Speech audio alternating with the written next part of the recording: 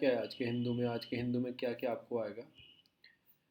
तो एक तो अमेजोन वाला क्या है हिंदू में, एक तो मतलब नॉमिनल जीडीपी का डिफरेंस देखेंगे, इन्फ्लेशन देखेंगे, मतलब कैसे, मतलब जीडीपी डिफ्लेक्टर देखेंगे, कुछ इकोनॉमी के शेप्ड हैं वो देखेंगे, साइक्लिक पॉलिसी, रिसेशन पॉलिसी देखेंगे, जो सिंगापुर कन्वेंशन ऑफ मेडिटेशन हुए अमेजोन वाला इशू है, जो सिंगापुर इंटरनेशनल आर्टिफिशियल सेंटर है इसको देखेंगे, फिर लिंगराज टेम्पल के बारे में देखेंगे, फिर ये मैत्र स्कीम है इसके बारे में देखेंगे, जल जीवन मिशन के बारे में देखेंगे, अमृत मिशन के बारे में देखेंगे, और लास्ट हम देखेंगे ये पट्टाचित्रा करके एक पेंटिंग है जो क्लोथ पे होती है, कहाँ होती है, फिजिकल मल्टीप्लायर क्या होता है, आपके जुडिशली जस्टिस ग्रे क्यों है, फिर एक जस्टिस इंडियन जस्टिस रिपोर्ट ऐसे कौन निकालता है, क्या क्या है। हम आते हैं अपने हिंदू पे। ये सारा इशू मैं आपको बता देता हूँ, सारा इशू किस चीज़ से रिलेटेड है, ये सारा इशू, ये सारा अमेजोन था। अभी क्या हुआ था, हमने फ्यूचर ग्रुप था जो एफ होता है, आप शॉपिंग करने जाते हैं एफ में, फ्यूचर ग्रुप ने सारे स्टेक अपने किसको बेच दिए थे, पूरा कंप्लीटली रिलायंस को बेच दिया था, रिलायंस ने टेक ओवर कर लिया था। इशू क्या हुआ, फ्यूचर ग्रुप में कुछ स्टेक अमेजोन के भी थे, उन्होंने बोला कि आप ऐसे कैसे बेच सकते हो, इसमें हमारे भी स्टेक थे। तो वो क्या, वो आर्ट्रीब्यूशन में चले गए, सिंगापुर आर्ट्रीब्यूशन में चले गए वो। तो हमें इंपॉर्टेंट क्या होता है, हमारे वो आर्ट के बारे में पढ़ते हैं, ये इंपॉर्टेंट है हमारे लिए। ये क्या होता है आर्ट्रीब्यूशन सेंटर, आर्ट्रीब्यूशन सेंटर क्या होता है, यूनाइटेड नेशन की ट्रीटी है जो 2000 मतलब यूनाइटेड नेशन की ट्रीटर कंट्री के ही नेम पे है, कंट्री के नेम पे मतलब कैसे, जैसे हम रामसर साइट कन्वेंशन है अपनी, वो कंट्री के ही नेम पे, सिटी के ही नेम पे रखी जाती हैं। फिर नैरोबी डिक्लेरेशन है तो इंटरनेशनल ट्रीटी, पर वो कंट्री के नाम पे रख देते हैं, जहाँ पे हो रही है उसके नाम पे ही रख देते हैं। तो कंट्री के नाम पे रख दिया गया सिंगापुर इंटरनेशनल आर्टिब्यूशन सेंटर। ये देखो, SIAC, UN की एक ट्रीटी है, 2012 से फोर्स हुई है, मतलब 2020 से 12 सितंबर से फोर्स हुई है। और ये थे यूएन का convention on international settlement agreement resulting for mediation कराने के लिए, कुछ हाँ मतलब बीच में कुछ मीडिएशन कराना हो दो कंपनी बीच में, उसके लिए। और ये 52 कंट्री रेक्टिफाई किया है, इंक्लूडिंग इंडिया ने भी, यूएस ने भी और चाइना भी से रेक्टिफाई किया है। और इसका एक ऑफिस आपका गिफ्ट सिटी में बनाया गया है, Gujarat International Financial Tech City में भी इसका एक ऑफिस बनाया गया है। तो ये आ जाते हैं इससे रिलेटेड। आप चलते हैं हिंदू पे वापस। फिर यही सुकुई जो है इनकी पार्टी को वहाँ से हटा दिया गया है, और वहाँ पे मिलिट्री कोप का मतलब कोप का वो टेक ओवर कर लिया है वहाँ की उस पर। तो उन्होंने क्या बोला है, मिलिट्री वालों ने क्या बोला है, उन्होंने बोला है कि जो 2 नवंबर में इलेक्शन हुए थे वो इनरेगुलरिटीज इलेक्शन थे, मतलब कोई डिफॉर्मलिटीज़ थी इलेक्शन से, ढंग से इलेक्शन नहीं हुए वहाँ पे, डेमोक्रेटिक वे से इलेक्शन नहीं हुए। तो मिलिट्री ने वहाँ पे अपना कंट्रोल कर लिया है, वहाँ पे मिलिट्री ने कंट्रोल कर लिया है। इससे क्या पता लगे, क्या हमारे बीच में और इंडिया के बीच में जो ट्रीटी साइन है इन दोनों के बीच में, मतलब कि कुछ ट्रीटी हैं, कुछ एग्रीमेंट हैं, कुछ स्कीम्स हैं, जैसे मैं आपको बता देता हूँ, फ्री ट्रेड एग्रीमेंट भी है, उसके बाद बायलेटरल ट्रीटी है, ट्राइलेटरल ट्रीटी है अपने रोड बनाने की, जो म्यांमार से थाईलैंड तक जा रही है इंडिया से स्टार्ट होके। तो उस सब पे क्या इफेक्ट आएगा, उस सब पे हमारा उनके बीच में क्या इफेक्ट आएगा। फिर हमारा इशू क्या है कि हमें चाइना को काउंटर करने के लिए, मतलब काउंटर करने के लिए हमें क्या कर रहे हैं, हम नॉर्थ ईस्ट पे, मतलब अपना जो अपना साउथ ईस्ट एशिया है उसको अपने फेवर में लेके आ रहे हैं, उसके साथ ट्रेड कर रहे हैं, कि हमें कैसे कि एक अपना इंपोर्ट के लिए एक दूसरा अल्टरनेटिव ढूंढना है, तो हम इस पे फोकस कर रहे हैं। और यहाँ पे इंस्टेबिलिटी आ रही है, अभी थाईलैंड में ये चीज़ इसमें देख लेते हैं अपना। आगे इसमें कोई न्यूज़ नहीं है, फिर ये आ गई ये सब स्टेट की बॉर्डर है, उन्होंने पूरा सील कर दिया बॉर्डर एक तरह से लगा के। तो ये सारी न्यूज़ उसी से रिलेटेड है। आगे चलते हैं, फिर ये आ गई मतलब कि हेरिटेज डैमेज हो रहा है, alarm over to damage the heritage site. वहाँ पे कुछ कंस्ट्रक्शन चल रहा है, जो लिंगाराजन साइट है उड़ीसा में, वहाँ पे कंसबन ड्राइव चल रही है, जिसका नाम भी दिया गया है एक कर्म क्षेत्र। तो हम इसके बारे में पढ़ते हैं, पूरी साइट कैसी है, फिर कर्म क्षेत्र क्या चीज़ है, तो इनके बारे में नोट्स में मैंने लिखा है। लिंगाराजन एक उड़ीसा का यूनेस्को का एक पार्ट है, और ये रीडेवलपमेंट प्लान चल रहा है for peripheral area of the temple known as एकरम क्षेत्रा, उसे नाम दिया गया है। गवर्नमेंट का क्या प्लान है, एक बैरियर फ्री एक्सेस बनाना है बिटवीन टेम्पल और बिंदु सागर लेक के बीच में, बिंदु सागर लेक के बीच में। अब देखो बिंदु सागर लेक आ गई, तो आपका एक वर्क है यहाँ से सीधा क्लिक करना है और मैप पे जाना है और बिंदु सागर लेक को टैग कर देना है, मतलब सेव कर देना है, जैसे मैंने और लोकेशन सेव की हुई है। तो इससे क्या हो रहा है, करंट की आपकी लोकेशन है, आप इजीली आप रिवाइज कर सकते हैं। तो मैंने क्या हुआ, न्यूज़ में है बिंदु सागर, मैंने ये सेव कर दिया बिंदु सागर जाके अपने नोट्स में। तो ऐसे करना। अब लिंगराजन टेम्पल 11वीं सेंचुरी में बनाए गए थे, ये डेडिकेटेड है भगवान शिवा को, शिव को डेडिकेटेड है। ये सोमवंशी किंग था, यायाति, उसने बनवाए थे।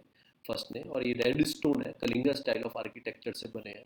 एक तो ये हो गए यूनेस्को के उड़ीसा में, अदर कौन से हैं, अदर है कोणार्क टेम्पल भी यूनेस्को हेरिटेज साइट है। तो ये हो गया अपना इसके बारे में पूरा। अब आ जाते हैं अपने हिंदू पे वापस, हिंदू पे आगे चलते हैं कि इसमें क्या न्यूज़ है। देखो पहली बार तो प्लॉट किया गया बजट में, क्या किया गया, इलेक्शन है कुछ स्टेट में, वेस्ट बंगाल में, तमिलनाडु में, असम में, केरला में, यहाँ पे इलेक्शन है। तो ये बताया गया है कि बजट फोकस कर रहा है उन्हीं उन्हीं स्टेट के ऊपर, ज़्यादा फोकस किया है बजट ने, कि एक मतलब से पॉलिटिकल अपना वहाँ पे मजबूती पकड़ने के लिए। जैसे 2019 में आपको आपको मतलब कि जो अपनी अपोजिशन है उसने ब्लेम किया था सेंटर के ऊपर कि वो क्या कर रहे हैं, वो पीएम किसान लेके आए हैं, 2019 इलेक्शन को इन्फ्लुएंस कर रहे हैं। फिर उन्होंने, गवर्नमेंट ने नॉर्मल ड्यूटी बताया था, ये तो एक नॉर्मल ड्यूटी है, हम बजट क्यों लेके आते हैं कि अच्छा करने के लिए, नॉर्मल ड्यूटी है, हम ऐसा कुछ नहीं कर रहे।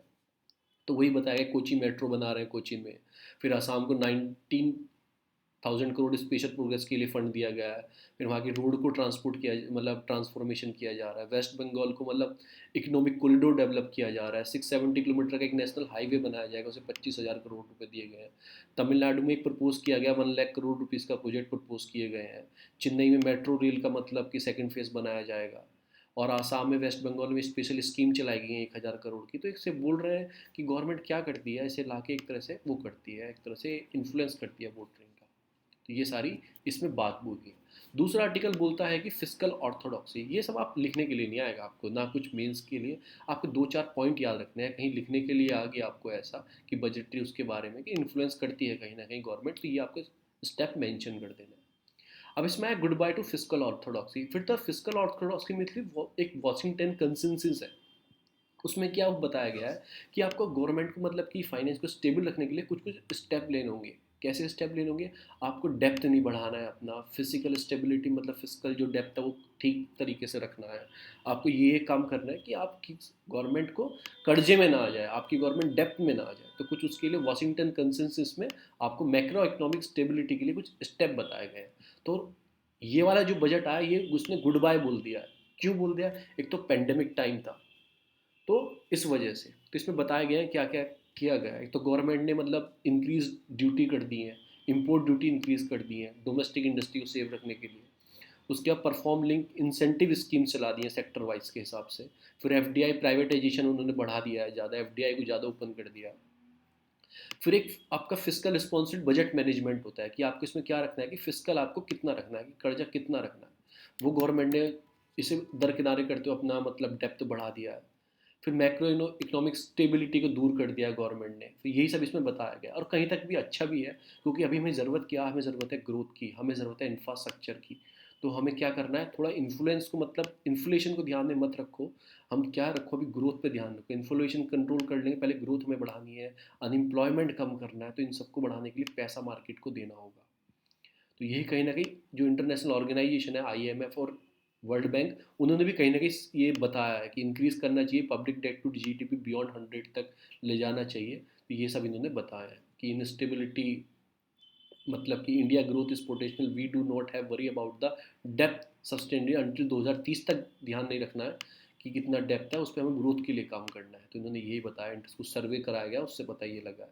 फिर कुछ प्रॉब्लम भी है, कंसेंसस आ सकते हैं। एक तो मतलब कि इन्फ्लेशन बढ़ सकता है, जब लोगों की डिस्पोजल इनकम बढ़ेगी, पैसा मार्केट में आएगा, तो ये हो सकता है। फिजिकल कंसोलिडेशन में टारगेट है उसे अचीव करने में, जो आरबीआई निकालता है ना, हमें फिजिकल कंसोलिडेशन कितनी रखनी है, आरबीआई निकालता है, देखो ये आरबीआई, तो उसमें प्रॉब्लम आ सकती है कंसोलिडेट करने के लिए। इन्फ्लेशन के लिए जो टारगेट रखता है कि इतनी इन्फ्लेशन रखनी है, उसे टारगेट करने प्रॉब्लम आ सकती है। फिर tax to GDP ratio rise मतलब कि नॉट राइजिंग द एक्सपेक्टेड, ज़्यादा नहीं होना चाहिए, फिर ये वो सब आ सकता है। तो ये सब इन्होंने प्रॉब्लम बताई है। प्राइवेटाइजेशन हमने कर दिया चीज़ों का, बहुत चीज़ों का, तो ये सब इसमें बताई गई है। फिर आता है जो हमारा बजट आया है ना, ये कोई एबनॉर्मल नहीं है, ठीक है, एबनॉर्मल टाइम के लिए नहीं है, ये नॉर्मल बजट है। ऐसा क्यों बताया, एक तो उन्होंने वही बताया कि जीडीपी ग्रोथ कितनी होगी। भाई एक बात बताओ, ग्रोथ तो 15.4% क्यों बोल रहा है, ग्रोथ क्यों बोल रहा है। पेंडेमिक टाइम में कितना माइनस में चला गया था, कितना नीचे चला गया था, अभी ग्रोथ कितनी है, मतलब 2 पॉइंट कितनी नीचे चला गया था, बिल्कुल खत्म सा हो गया था। तो ग्रोथ ही तो दिखा रहा है, आप खुद बताओ। जैसे आप देख सकते हो कि हेल्थ इंफ्रास्ट्रक्चर मतलब केरला में 199% है, यूपी में 20% है, यूपी में 20% है, लेट कर रहा हूँ मैं। और बढ़ेगा कितना, ग्रोथ वहाँ 30% हो गया, तो 10% की ग्रोथ होगी। अब केरला में तो 99% है, वहाँ तो 0.5 की ग्रोथ होगी, 0.5 की ग्रोथ है, 99.5 हो गई तो 0.5 की ग्रोथ दिखाई, पर यहाँ तो 10% की ग्रोथ होगी ना। तो इसका मतलब ये नहीं है ग्रोथ से कि हमारा बहुत ऊपर पहुँच गया, जब माइनस में गया था नीचे चला गया था, वो ग्रोथ की बात कर रही है, कोई नॉर्मल कंडीशन है। तो नॉमिनल जीडीपी 15.4 तो बढ़े गए जब नीचे इतना नीचे चला गया था। फिर 6 पिलर बजट अप्रोच रखा है, पिछली बार 5 पिलर रखा था, तो सेम ही चीज़ है। अब पेंडेमिक टाइम था तो थोड़ा हेल्थ सेक्टर तो नॉर्मली देना ही था, पहले से सजेशन था, तो उसमें कोई नॉर्मल बात नहीं है। फिर दो नो मल्टीप्लायर इफेक्ट सून, कोई मल्टीप्लायर इफेक्ट भी नहीं हुए हैं। जैसे मैं आपको फिस्कल मल्टीप्लायर बताता हूँ। फिस्कल मल्टीप्लायर क्या होता है, फिस्कल मल्टीप्लायर क्या होता है वो मैं आपको बताता हूँ। फिस्कल मल्टीप्लायर क्या होता है कि इंक्रीज गवर्नमेंट स्पेंडिंग कर देती है ना, तो उससे क्या होता है नेशनल इनकम इंक्रीज होती है। ऐसा कोई इफेक्ट ही नहीं दिख रहा है कि गवर्नमेंट स्पेंडिंग तो बढ़ रही है पर नेशनल इनकम कहीं इंक्रीज ही नहीं हो रही है। तो यही इन्होंने बोला कि यही सब चीज़ है, नॉर्मल बजट की तरह ये बता रहे हैं। कोई आपने सब्सिडी की बात नहीं करी है, स्पेशल सब्सिडीज़ के लिए एग्रीकल्चर सेक्टर के लिए, इसमें कोई ऐसी स्पेशल बात नहीं की गई है आपने।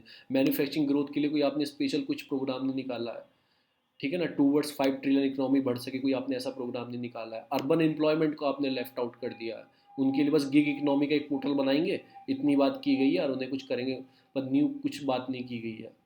तो यही सब उन्होंने बोला है कि ये किया जाएगा। फिजिकल डेफिसिट तो आपका 6.8 हो गया है फ्रॉम 9.2, आपने कम ही किया है फिजिकल डेफिसिट। तो ऐसे कहाँ कह रहे हो कि आप बढ़ा रहे हो, मतलब कि बोरो कर रहे हो, तो आपने कम ही किया है फिजिकल डेफिसिट, तो नॉर्मल बजट की तरह ही है ये बजट। तो फिर दूसरी बात, first to show they how to important the one nation one election. फिर आप बोल रहे हो कि वन नेशन वन इलेक्शन की तरह आप काम करोगे, पर आप तो क्या कर रहे हो, और स्टेट को इंपॉर्टेंस देते जा रहे हो। जिस स्टेट में इलेक्शन होते हैं उससे ज़्यादा बजट देते हो, तो वही काम जो पुराना पहले करते थे वही अभी कर रहे हो। As the all state has going on the election there is year to enhance the outlet, मतलब वही सारी बातें उन्होंने बोली कि नॉर्मल बजट है। फिर म्यांमार में जो प्रॉब्लम चल रही है, आपको क्या करना है, आपको जाना है म्यांमार और इंडिया के बीच में, आपको देखना है कौन कौन से हमारी ट्रीटी साइन है, कौन कौन सी एक्सरसाइज हम करते हैं, कौन कौन से बायोलेटरल एग्रीमेंट है हमारे बीच में, कौन कौन से ट्राइलेटर एग्रीमेंट है, तो उनकी एक लिस्ट बना लेना। अब वो देखते हैं जैसे जैसे गवर्नमेंट क्या डिसीजन लेती है, आर्मी वाली गवर्नमेंट क्या क्या आते हैं, कोई स्टेप पे असर पड़ता है कि हमारे, वो हम देखेंगे।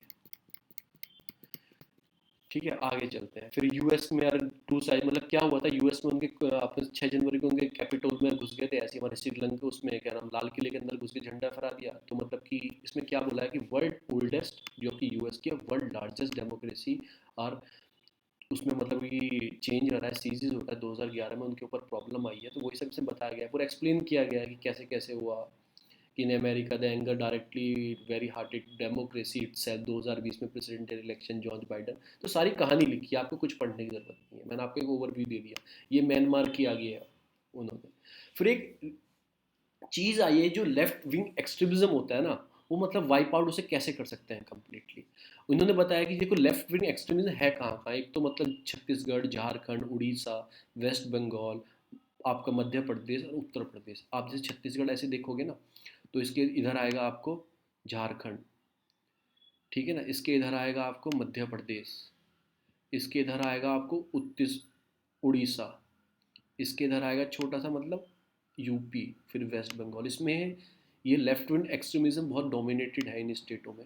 और ये क्या बोल रहे हैं कि मतलब इन्होंने एक बताया कि 2009-10 में 76 सीआरपीएफ जवान मारे गए थे दांतेवाड़ा में। 2010 में सीआरपीएफ जवान hit back in balance and neutralise the 200 milestone में मतलब कि मारपीट दी, ये सब उसमें बताया गया।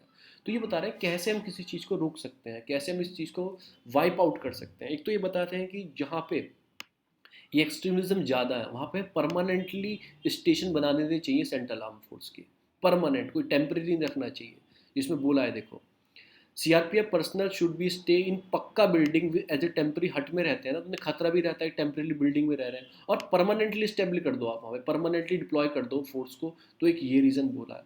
फिर उनके कुछ प्रोजेक्ट हैं, कंस्ट्रक्शन प्रोजेक्ट है, कुछ डेवलपमेंट उस एरिया को करना चाहिए, इंक्रीज कर देना चाहिए। जैसे आपको देख बताया ना इन्होंने, हमने 370 हटाया, डेवलपमेंट में अच्छा काम करेगा, इससे आपका टेररिज्म को काउंटर कर सकते हैं जम्मू कश्मीर में। तो एक यही होता है। अगर किसी एरिया में अनएम्प्लॉयमेंट ज़्यादा होता है तो इंसर्जेंसी बढ़ जाती है, मतलब कि लड़ाई झगड़ा ये सब बढ़ जाता है उस एरिया में अगर अनएम्प्लॉयमेंट ज़्यादा होता है।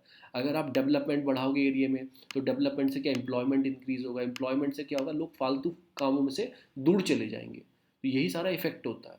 तो वही हमें करना चाहिए। फिर आपने कुछ देखा, ये जितनी स्टेट है इनका लिटरेसी रेट, हेल्थ रेट सबका बहुत कम है, तो हमें लिटरेसी रेट पे, एजुकेशन पे फोकस करना चाहिए, हेल्थ पे फोकस करना चाहिए। तो यही सारी चीज़ें हैं, आप एक अच्छा सा इसमें आंसर राइटिंग कर सकते हो, ये सब चीज़ें हैं। फिर मैन बुक अंडर यूएपीए जो गवर्नमेंट ने डाले थे, यूएपीए डाल के अंदर भेज दिया था पत्रकार को, जो था आपके फ्रीलांस पत्रकार थे मनदीप पुनिया, उनको जेल में डाल दिया था, बहुत सारों को यूएपी लगा के अंदर भेज दिया था। तो वो बेल दे दिया, अपहोल्ड, मतलब Supreme Court uphold bail for a man book under UAPA. हमारे लिए क्या इंपॉर्टेंट है, यूएपीए क्या है, अपने आते हैं नोट्स पे। यूएपीए क्या है अपना, यूएपीए मैंने जो प्रिपेयर किया है, यूएपीए मैंने वो उसका स्क्रीन मतलब बाद में लिखा था, थोड़ा बाद में मिला था, तो मैं आपको अपने नोट से पढ़ा देता हूँ यूएपी क्या है। फर्स्ट ऑफ ऑल यूएपीए क्या है, यूएपीए आपका है unlawful activity prevention act. UAPA पास कब हुआ था, 1967 में पास हुआ था, 1967 में। ये डिसरप्ट करता है territorial integrity sovereignty of India, कोई हार्म करेगा तो उसे सेंट्रल गवर्नमेंट को पावर देता है कि वो उसमें अंदर रजिस्ट्रेट कर लेगी, यूएपी उस पर लगा देगी। और इसमें पेनल्टी कितनी है, डेथ पेनल्टी तक मिल सकती है, लाइफ इम्प्रिजमेंट तक मिल सकता है आपको। तो ये इसमें सब कुछ दिया गया है, ठीक है ना। 2004 में इसमें अमेंडमेंट किया गया था, और टेररिस्ट एक्ट को भी इसमें ऐड कर दिया गया था 2004 अमेंडमेंट करके। तो यहाँ तक हुआ, इसमें 2019 अमेंडमेंट भी होगा। 2019 अमेंडमेंट में क्या किया गया था कि इंडिविजुअल टेररिस्ट को भी, मतलब टेररिस्ट जो है उनको भी इसमें ऐड करने की बात कर दी गई थी। पहले एक्ट को ऐड किया गया था, फिर इंडिविजुअल टेररिस्ट को भी 2019 में ऐड कर दिया गया था। और एनआईए की जो डीजी हैं, डायरेक्टर जनरल, उन्हें अप्रूवल दे सकते हैं किसी भी प्रॉपर्टी को अटैच करने के लिए। अगर कोई क्रिमिनल व्यक्ति है, जैसे मैं कोई क्रिमिनल व्यक्ति हूँ, मेरी प्रॉपर्टी को अटैच करने की एनआईए डीजी को पावर दे दी गई थी 2019 में। तो आपको क्या याद रखना है, एक्ट कब आया, क्या क्या इसमें मतलब कहाँ तक की सज़ा मिल सकती है, सेंट्रल गवर्नमेंट को पावर देता है, तो ये सब आपको याद रखना है। तो यूएपी हमने पढ़ लिया, आगे चलते हैं। आगे इसमें क्या आएगा, आगे इसमें स्पुतनिक फी को याद रखना, ये रशिया की वैक्सीन है जिसकी 91% इफिकेसी है, बस इतना याद रखना। वैक्सीन के नाम मैं बार बार बताता रहता हूँ क्लास में। फिर Jal Jeevan mission urban bodies को हेल्प करेगा रिवाइव अर्बन वाटर बॉडीज़ को। इसमें क्या है कि Jal would seek to bridge in a 4378 सेचुरिटी टाउन में, and the mission would aim to bridge a gap 2.64 crore sewer connection in the 500 city under the AMRUT में। जो 500 सिटी आती हैं उनको मतलब सीवर कनेक्शन और ये सब प्रोवाइड कराएंगे। तो हम दोनों मिशन के बारे में पढ़ते हैं, अमृत क्या है और आपका जल जीवन मिशन क्या है।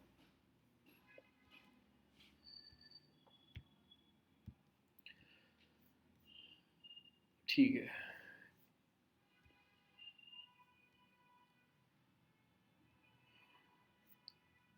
चलो। जल जीवन मिशन 2019 में लॉन्च हुआ था, 2019 में जल जीवन मिशन लॉन्च हुआ था, ठीक है ना। इसका एनविसेस क्या है कि 55 लीटर वाटर पर person per day every rural house hold through the functional house hold tap connection से देना है 2024 तक। कि 55 लीटर वाटर हर आदमी को हर दिन हर घर में एक देना है 2024 तक, टैप से देना है। मैंडेटरी कुछ एलिमेंट है इसमें, तो रेन वाटर हार्वेस्टिंग करनी है, पानी कहाँ से लाएंगे, ग्राउंड वाटर रिचार्ज पे ध्यान देना है, और मैनेजमेंट देना हाउस होल्ड वाटर का, तो रीयूज़ कर सके जो वाटर हाउस होल्ड वाटर होता है, वेस्ट वाटर, उसको रीयूज़ करने का।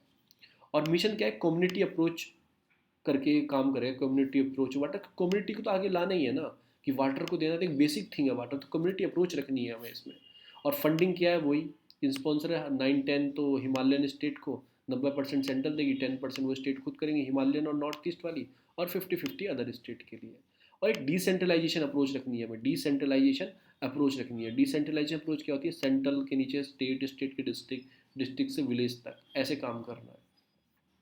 फिर आता है आपका अमृत मिशन। इसमें क्या, Atal mission for rejuvenation and अंडर ट्रांसफॉर्मेशन, मतलब क्या करना है, रिज्यूविनेट करना है और अर्बन को ट्रांसफॉर्मेशन करना है। 2015 में लॉन्च हुआ था, मिनिस्ट्री ऑफ हाउसिंग अर्बन का ये मिशन है। इसमें दो इशू है, एक तो टैप वाटर सप्लाई को कनेक्टिविटी देनी है और सीवेज कनेक्शन देना है, और पॉल्यूशन को भी रिडक्शन करना है। वो कैसे करेंगे कि नॉन मोटराइज जो ट्रांसपोर्ट होता है उसको बढ़ावा देना है, जैसे साइकिलिंग हो गई, वॉकिंग हो गई, फिर कुछ इन चीज़ों को बढ़ावा देना। वो कैसे बढ़ावा देंगे, उनके लिए डेवलप करेंगे फैसिलिटी। फैसिलिटी कैसे, रोड साइड में फुटपाथ बनाते हैं, साइकिलिंग फुटपाथ बनाते हैं, वॉकिंग फुटपाथ बनाते हैं, उस चीज़ को डेवलप करना है कि नॉन मोटराइज ट्रांसपोर्ट को हम इंक्रीज कर चुके। मिशन का एम क्या है, एक तो सिटीजन सर्विस को हमें अच्छा करना है, कॉस्ट ऑफ मतलब डाउन कॉस्ट ऑफ डिलीवरी देनी है, इम्प्रूव हेल्थ को बढ़ावा देना है। और इसमें एक चीज़ और ऐड की गई थी, replace the street light with LED lights, ये भी इसके अंदर में था। फिर मैंने आपको बताया था ये पट्टाचरिता मतलब क्या है, एक ट्रेडिशनल क्लोथ स्क्रोल पेंटिंग है जो उड़ीसा और वेस्ट बंगाल में की जाती है, कि ट्रेडिशनल क्लोथ पे स्क्रोल पेंटिंग है जो उड़ीसा और वेस्ट बंगाल में की जाती है। फिर फिजिकल मल्टीप्लाई मैं आपको बता चुका हूँ, जैसे गवर्नमेंट की आपको स्पेंडिंग इंक्रीज होंगी ना, तो उसके हिसाब से नेशनल इनकम कैसे कितनी इंक्रीज हो रही है, ये बोलता है आपको फिजिकल मल्टीप्लायर। कि देखो जैसे इंक्रीज हुई गवर्नमेंट स्पेंडिंग, तो नेशनल इनकम कितनी इंक्रीज हो रही है, इसे फिजिकल मल्टीप्लायर बोलते हैं। चलो आ जाते हैं पेपर पे, जल जीवन मिशन हो गया अपना, आगे चलते हैं। फिर ये मिलिट्री कॉप ये बाद में देखेंगे, क्या मैंने आपको बताया ना इशू पर पढ़ लेना, उन पे क्या क्या इशू पे प्रॉब्लम आने वाली है, फिर मैंने आपको बता दिया बहुत सारी चीज़ इसके बारे में। फिर चाइना देखो, फिर बीच में दखला में आ गया, ऑल पार्टी मीटिंग बुलाई है उसने म्यांमार में स्टेबिलिटी के लिए, जैसे नेपाल में वो कर रहा था, फिर अब इसमें भी कर रहा है, देखते हैं क्या क्या होगा। फिर जो ये Biden set review Trump policy, जो ट्रम्प लेके आए थे उन पर रिव्यू लेने की बात चल रही है। फिर एलआईसी ने आईपीओ निकाल दिया, इनिशियली पब्लिक ऑफरिंग, मतलब कि इनिशियली पब्लिक ऑफरिंग करेंगे, अपने शेयर को निकाल देंगे। उनका मकसद क्या है, मकसद है उनका कि मतलब उन्हें टारगेट करना है, फंड राइज करना है पब्लिक से 1.75 लाख करोड़ रुपीज़ का, to set a cell financial finance project aim to revive the pandemic band come economy, मतलब कि पेंडेमिक में बेटर इकोनॉमी बनानी है, तो उसके लिए वो राइज कर रहे हैं, एक्सपोर्ट राइज हो चुके हैं अपने कुछ परसेंट। तो यही आपकी आज की न्यूज़ में था। और हम अपने थोड़ा सा नोट्स में आ जाते हैं। एक चीज़ और रह गई है, एक चीज़ और रह गई है, मैं आपको एक चीज़ बताता हूँ। एक चीज़ और रह गई है, नोट्स में आते हैं। एक जस्टिस डिले क्यों है इंडिया में, जस्टिस इतना लेट क्यों मिलता है, एक तो मतलब इसमें बताया कि पोजीशन वैकेंट है, more than 50% 70% of high court में जज की पोजीशन वैकेंट है अभी तक। जैसे आंध्र प्रदेश में 38% है, यूपी में इतने परसेंट है, तो वैकेंट आप ऐसा लिख सकते हो कि जज वैकेंसी मोर देन 70% जज vacancy in some of the state, UP में बिहार में इनमें वैकेंसी है। फिर केस पेंडिंग है, 10-10 साल पुराने केस पेंडिंग पड़े हुए हैं अभी तक, 10-10 साल पुराने।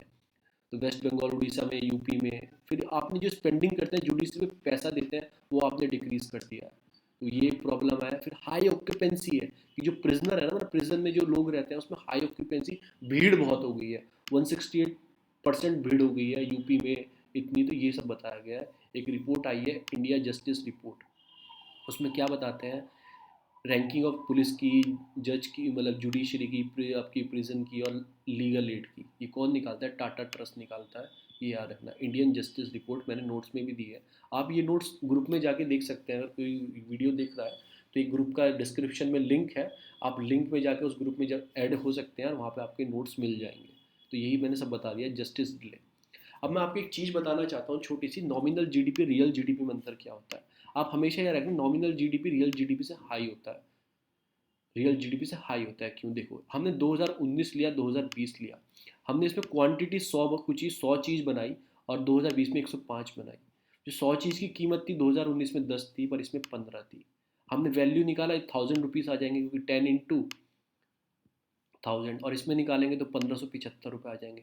तो आपको ऐसा लगा 1575 जो आया ना, ये नॉमिनल जीडीपी हो गया, नॉमिनल जीडीपी हो गया। अब ये प्रॉपर फिगर नहीं है ना, रियल फिगर नहीं है ना ये, क्योंकि ये पैसा बढ़ गया ना यहाँ पे। प्रोडक्शन तो 5 हुआ, चलो मानता हूँ 5 प्रोडक्शन इंक्रीज हुआ, पर इसमें एक चीज़, पैसे भी तो 5 रुपये बढ़ गए ना। तो हम क्या करते हैं, इसे एडजस्ट करते हैं, 105 की मल्टीप्लाई 10 से कर देंगे, एडजस्ट कर देंगे पुराने वाले रेट से, चेक करने के लिए रियल में कितना बढ़ा है। तो 105 की 10 से कर देंगे पुराने रेट से, तो उससे क्या आ जाएगा, आपका आ जाएगा 1050। तो 5% की ग्रो हुई है, किसमें, आपकी नॉर्मल, रियल से नॉमिनल में। तो रियल क्या होता है कि इन्फ्लेशन के साथ एडजस्ट कर देते हैं, जो पुरानी इन्फ्लेशन थी, प्रोडक्ट सेम रखते हैं, ठीक है ना, जो प्रोडक्ट उस ईयर में ये 105 हमने सेम रखे, पर इन्फ्लेशन जो पुराने के साथ हमने इसे मल्टीप्लाई कर दिया, तो इससे पता लगा 5% की ग्रो हुई है हमारे उसमें। अब फिर जीडीपी डिफ्लेक्टर क्या होता है, वो नॉमिनल ऊपर रखेंगे, रियल नीचे रखेंगे, इनटू कर देंगे, तो उससे जीडीपी डिफ्लेक्टर आ जाएगा। अब इसमें कुछ इकोनॉमी बताइए, हमारे बताया इंडिया में वी शेप से ग्रोथ होगी, तो ये कुछ टर्म्स हैं, U shape, L shape, V shape, एक जेड शेप भी होता है। जेड शेप जो फास्टेस्ट होती है, फास्टेस्ट ग्रो करती है इकोनॉमी, मतलब एकदम से गिरी एकदम फास्ट ग्रो करी, तो जेड शेप बड़ा होता है। जेड शेप के बाद कौन सा आता है, वी शेप आता है आपका। वी शेप में क्या होता है कि एकदम से गिरी इकोनॉमी और एकदम से ग्रो कर रही है इकोनॉमी, तो V shape. Z shape fast होता है वी से। फिर आता है यू शेप आता है आपका। यू शेप में क्या होता है, यू शेप में आपका क्या होता है, यू शेप में तो जैसे हल्के हल्के हल्के हल्के गिरेगी, हल्के हल्के ही उठेगी, वी की तरह फास्ट नहीं उठेगी। और एल शेप में एक बार गिरी तो कब उठेगी नहीं, तो एल सी सबसे कम होता है, एक बार गिरी तो वहीं चल रही है, उठी नहीं। फिर एक साइक्लिक पॉलिसी होती है जो हम नॉर्मली फॉलो करते हैं कि इकोनॉमिक ग्रो क्या कर रही है, हाई ग्रो कर रही है तो स्पेंडिंग क्या करती है, गवर्नमेंट कम कर देती है, टैक्स रेट बढ़ा देती है। अगर रिसेशन आ गया जो आए हुए हैं तो गवर्नमेंट स्पेंडिंग बढ़ाएगी जो कर रही है, और टैक्स कम करेगी। पर टैक्स तो कम किए नहीं है, वही पुराने स्लैब पे रखे हैं उन्होंने, क्योंकि पैसे की ज़रूरत तो है गवर्नमेंट को। तो स्पेंडिंग उन्हें बढ़ानी है उन्हें, फिर वो क्या कर रहे हैं, वो डेप्ट to GDP ratio, fiscal deficit को बढ़ा रहे हैं। तो ये सारी चीज़ें मैंने आपको पूरा हिंदू में बता दी गई है, और उसमें ऐसी कोई और भी न्यूज़ नहीं है। रिपोर्ट का नाम याद रखना कौन सी रिपोर्ट है। थैंक्स, आज के लिए इतना ही। और आपको इसकी पीडीएफ चाहिए, हैंडआउट्स हैं, वो आपके ग्रुप में जाके, डिस्क्रिप्शन में ग्रुप का लिंक है, वहाँ जाके आप ले सकते हैं।